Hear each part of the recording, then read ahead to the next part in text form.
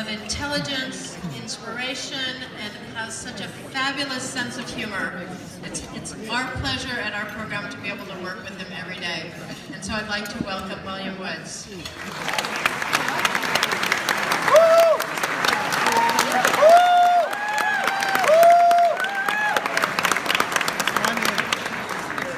So I'm just glad that everyone chose to bring me on after you've been served after this amazing video, because this video tore me up.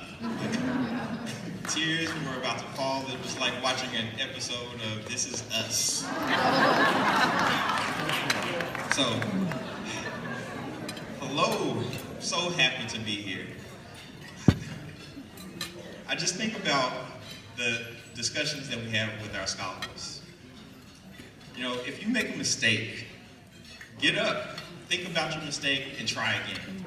Or, you don't know how to do this task, you don't know how to do this task yet.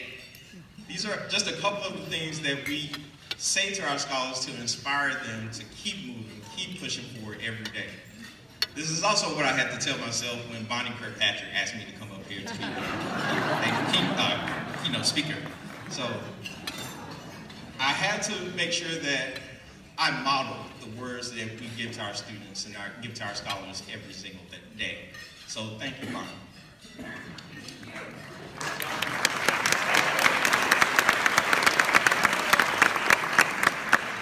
I'm honored to be in this position. I'm honored to be the Scholars Program Educational Director. Why? Because one, I get to work with some amazing educators day in and day out. I mean, they're committed, they're loyal, they're wise, and just to see them working with the students each and every day, that's a highlight for me every moment I walk through the door. I also get to witness the inspiring stories of our scholars. They're hardworking, they're dedicated, they understand what it means to be a Bridge the Gap scholar, which means work hard, be prepared, and be kind. Yeah, they can be a little rough around the edges, but we love them just as they are. But more importantly, I think, when I think of Bridge the Gap, I think of home. When I think of Marin City, I think of home. Looking back to 1990, 1992, it reminds me of home. Marin City reminds me of home.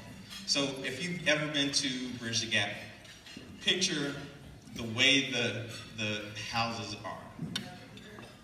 Take away the green grass, replace that with dirt, concrete, broken concrete, and broken glass. Replace the basketball courts with milk crates that are nailed to a wooden light post. And unfortunately, there was no Bridge the Gap.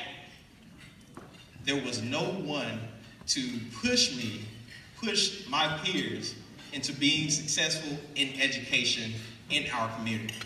In order for me to get that, I had to go to school.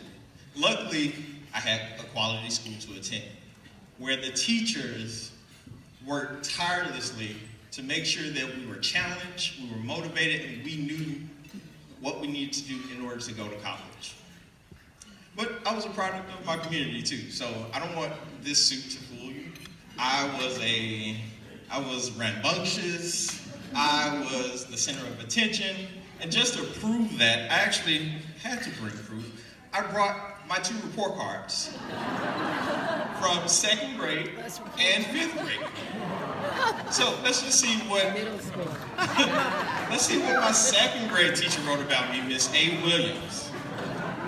William talks too much. William wastes too much time. William is still talking too much. And that goes on and on and on. And I mean, I made okay grades, B's and C's, but I was a social butterfly. That was my thing.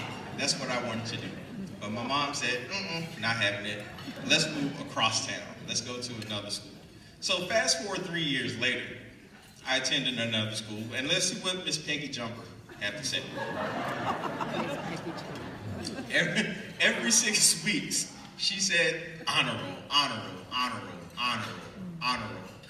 All E's and S's in conduct. So I think, okay, I got the hang of this academic thing. I'm good. My mama's smiling, I'm okay.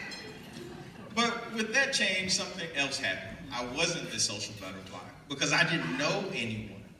And that led me to be bullied in school in 5th grade, where some of my peers were calling me teacher's pet, nerd. They even called me gay. And that was hurtful as a 5th grader. Just to be called those names and not to be accepted by your peers is something that we see every day with our scholars. And as educators, we want to help them stand up for themselves. And luckily, I found that in Miss Moore, my 6th grade teacher. Miss Moore she knew how to get me energized and get me engaged in every single lesson. And I loved her, and I still love her to this day for it. But she had to sit me down to say, William, you are intelligent, you are respectful, but you cannot let these children pick on you. You have to stand up for yourself. And by the end of 6th grade, I was able to do that. And I appreciate every moment of that discussion. That's the reason why I feel as if I have to give back to a community of teachers that did so much for me. And I see that every single day, every single day.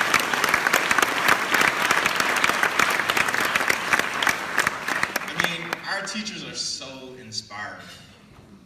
Each and every one of them has a certain skill set to bring a student in and to keep them in and to keep them engaged. And I love them for it. Our scholars, boy, do I love our scholars. They are so loving, and you can tell that you're making an impact. Our teachers are definitely making an impact in their lives. And just to give a little piece of how we're giving an impact in the short amount of time I've been here, I had one of our 7th graders, Michaela.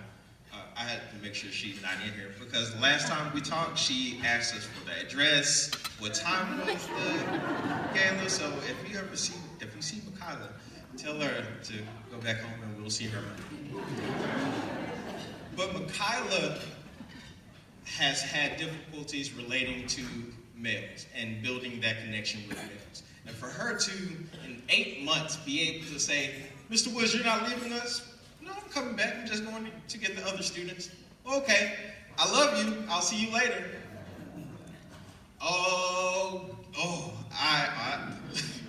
I almost lost my mind because I didn't know that I had that much power to affect a student so much for them to give a male a chance, someone that they didn't think they could connect with a chance. And I appreciate every single moment with each and every one of our scholars because of that. So before I go, I was able to reach out to Miss Moore about 4 years ago and to have a quick conversation about that moment in 6th grade where I was being picked on. And she responded with, William, I remember that particular moment because it changed my life too. That year was my first year teaching, and seeing how you were being bullied by other students simply because you were obedient to your parents and teachers, I had to put a stop to it. You were never afraid of the bullies. You didn't want to disappoint your parents because they taught you the value of education, which is what each and every one of our teachers, our educators do every day. And I specifically use the word educators versus the word teachers because a teacher can instruct you on how to perform a certain skill and learn it, whereas an educator can leave an impact that'll last a lifetime.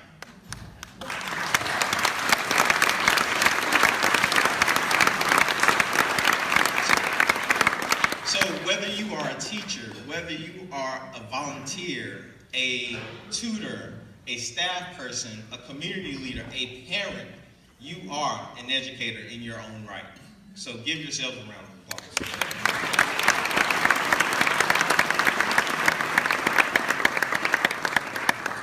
And lastly, as educators, we may never see the fruits of our labor.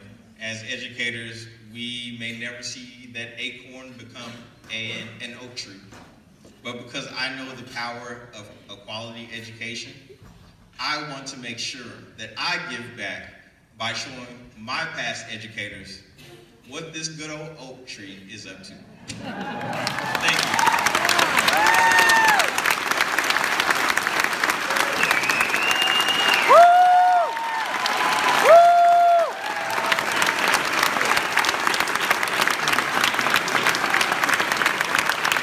Oh, William, don't go away. You're getting a standing ovation. Don't go away.